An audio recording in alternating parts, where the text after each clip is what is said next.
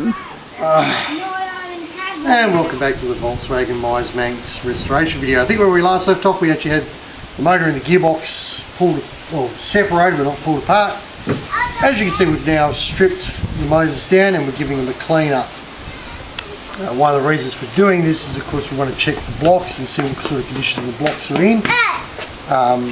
You know, you want to check for deformations, cracks, any sort of stress marks in them, and you just want to know what's happening with the motor. I mean, you know, you don't want to spend all this money doing a restoration and find out that the motor you put back in it is a piece of junk. That being said, we've pulled the motor apart, we've put together a list of parts that need to be replaced or refurbished before it goes back together, and we're going to crack along. And our little sanders are there working at the moment. Yes, that's fine, get back to work. Yes, in Australia we don't believe in child labour laws. So as you see, we've been sanding away. At the moment we're just using the old wire brush on a drill. It's one of the easiest way to get rid of all the crap. You imagine there's like 40 years worth of shit on this motor. And you can actually see here there is still a lot of build up and crap on the motor we've got to get rid of. But that being said, this is about what the motor would have looked like just before we started cleaning it up. You sort of see that's the sort of what we were dealing with, so we've got it down to that. These will be obviously the next thing to do. And we'll go through, we'll replace all the parts that are busted. One of the reasons why we didn't show you us pulling the motor apart is because if you're not either a mechanic or have the services of a trained mechanic, it's probably something you don't really want to be delving into. A lot of things can go wrong, a lot of things do sort of occur that you don't know about, you know, particularly on these sort of motors. Obviously this is where your crankshaft would normally sit.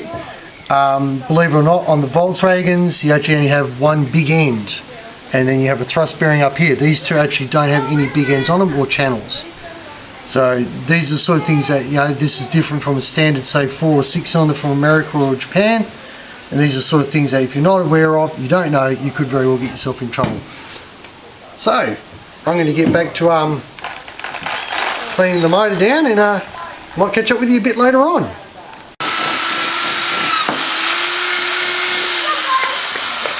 Yeah, we're back. So we're just cleaning up the heads. Obviously the last part of this video we're cleaning up the block. One of the reasons why we're cleaning up the heads for is because you start seeing stuff like this, which is obviously the locators. And you can also see, particularly on the fins, where there's a little bit of damage. And these are the sort of things you want to see. Now I'm just using a wire brush. You only use this as a steel wire brush, only use it ever on the exterior parts, not on actual operational parts, because it's obviously fairly aggressive, as you can see. When we go inside we'll probably use brass, because brass is a lot softer. Remember, this is aluminium, so you don't want to use anything too heavy on it.